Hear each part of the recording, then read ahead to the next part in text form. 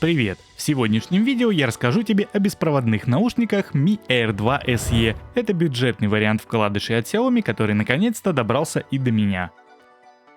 Наушники поставляются уже стандартные для подобных устройств коробки в бело-голубых цветах с изображением гарнитуры на лицевой стороне и с краткими техническими характеристиками на обороте. Внутри в выдвижной проставке нас встречает зарядный кейс и отдельно размещенная пара наушников. И вот если сравнивать их с моделью Mi Air 2, то изменили здесь практически все.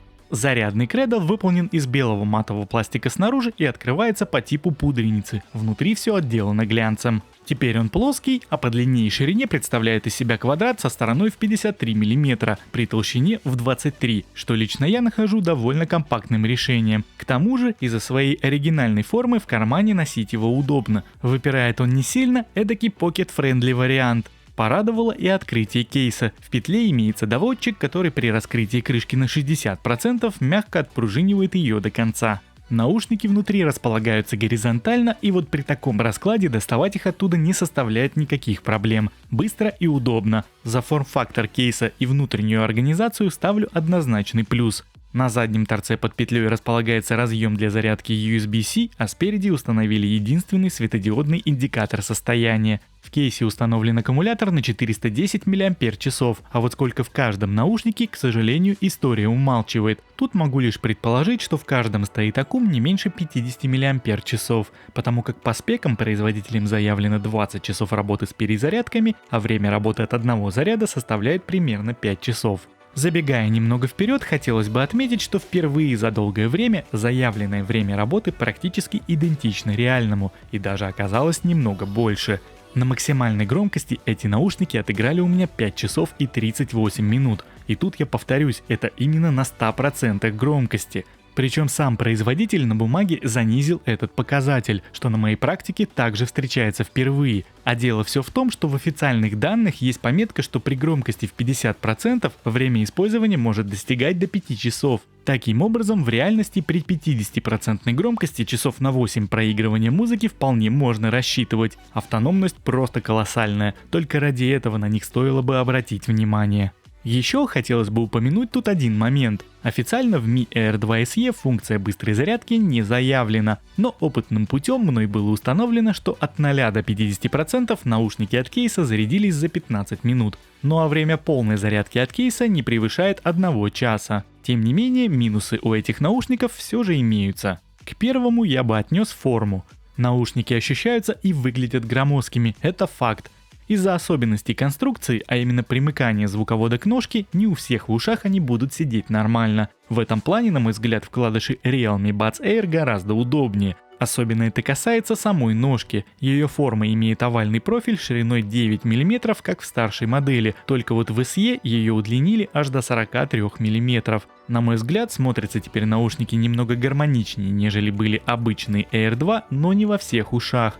Лично мне эти наушники по форме напоминают вот такую Bluetooth гарнитуру прошлых лет, что когда-то сами Xiaomi и выпускали. На внешней стороне ножки имеется неглубокий плоский срез. Это сенсорная область для управления функциями мультимедиа. И вот тут открывается второй недостаток. Управление в наушниках скуднее не придумаешь. Двойным тапом по правому наушнику можно поставить трек на паузу или возобновить прослушивание. Тем же действием по левому можно позвать голосового ассистента, а в режиме входящего звонка двойным касанием можно ответить на вызов или завершить разговор. Ну и собственно на этом все. Ни переключать треки, ни управлять громкостью с наушников нельзя. Помимо всего прочего, в каждом наушнике установлен датчик расположения. Находится он в небольшом отверстии в месте примыкания ножки и звуковода с обратной стороны наушника. Казалось бы логичным, как в старшей версии, сделать возможным переназначение функций на касание, но даже при подключении наушников к фирменному приложению Xiao AI сделать этого нельзя. Вполне возможно, что это добавит в будущем, но пока только так. На данном этапе я вообще не вижу смысла качать и ставить приложение. Оно до сих пор практически все на китайском языке, еще с момента появления в продаже Mi Air 2 TVS. Уже прошло 8 месяцев, а ВОЗ и ныне там, так ничего и не перевели. Единственная польза от этого приложения – это посмотреть уровень заряда кейса и наушников, хотя пока никаких обновлений на наушники не прилетало. В официальных рендерах и пресс-релизах изображена всплывающая анимация, конкретно на моем Mi 9 SE ее нет. Так что в плане приложения пока все сыро. В каждом наушнике установлено по 2 микрофона и заявлена функция шумоподавления во время телефонных звонков. Ну а как звучат микрофоны в реальности, я предлагаю сейчас и послушать. Ну а теперь проверяем работу микрофонов в наушниках Mi Air 2 SE в машине на полном ходу. Собственно, еду сейчас на работу и решил отснять такой вот тест. Я открыл окна, чтобы было шума побольше. Вот таким вот образом вас будет слышать собеседник, если вы будете ехать в машине и разговаривать с помощью этих наушников. В общем, как-то так. И еще один тестик этих микрофонов я решил провести прямо на ходу. Тест с печкой. Я сейчас буду прибавлять по одному делению печку. И будет создаваться некий шум. И можно будет услышать, как работают микрофоны в этих наушниках. При вот максимально, вот сейчас у меня выдувает печка. Вот таким вот образом это происходит. Проверяем работу микрофонов в наушниках Mi Air 2 SE на оживленной улице. Здесь куча машин ездит, это третье транспортное кольцо.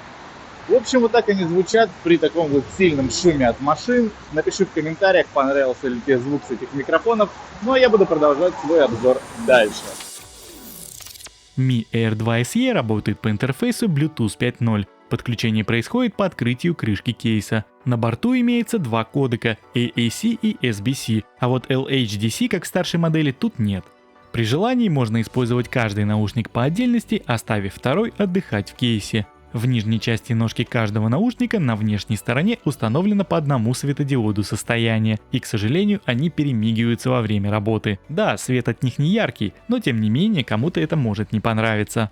В каждом наушнике установлено по одному 14-мм драйверу, и вот по части громкости здесь ситуация следующая. Лично на мой слух ее уровень тут без избытка. Убавить во время прослушивания мне ее не хотелось, а прибавить больше некуда. Таким образом, на 100% громкости слушать и комфортно, и ничего не хрипит, в сравнении с теми же Tronsmart Onyx Ace.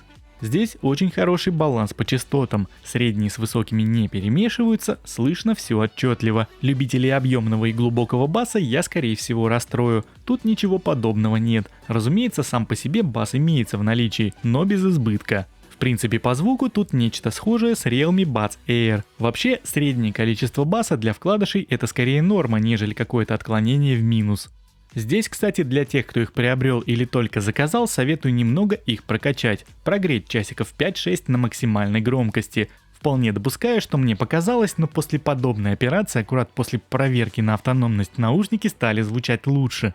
Ну и как я уже успел озвучить в самом начале, все еще зависит от посадки, не во всех ушах они будут сидеть плотно, и этот момент также нужно учитывать. Кстати, дополнительно мне хотелось бы отметить, что даже при ходьбе во время прогулки периодически мне их приходилось поправлять. Они не вылетают прям полностью и сразу, но со временем потихоньку выбираются из ушных каналов. Скорее здесь всему виной именно глянцевая поверхность самого звуковода, оттого говорить о том, что они в моих ушах сидят как влитые, я бы не стал. По дальности и стабильности соединения тут все по спекам. 8-10 метров на открытой местности держит без проблем, в доме пару стен пробивают. Кратковременные отсоединения от смартфона на данный момент мной зафиксированы не были, даже в людных местах полет отличный. В непосредственной близости от центральной телевышки обрывы также отсутствовали, но тут я точно сказать не могу, влияют ли эти сигналы на Bluetooth соединение, просто гулял в Останкино и заодно проверил. YouTube работает прекрасно, без слышимых отставаний звука от видео. Для просмотра любимых роликов наушники отлично подойдут. Помимо всего прочего, в наушниках можно комфортно поиграть в шутеры. По крайней мере в PUBG Mobile без труда пострелять и не быть убитым мне удалось.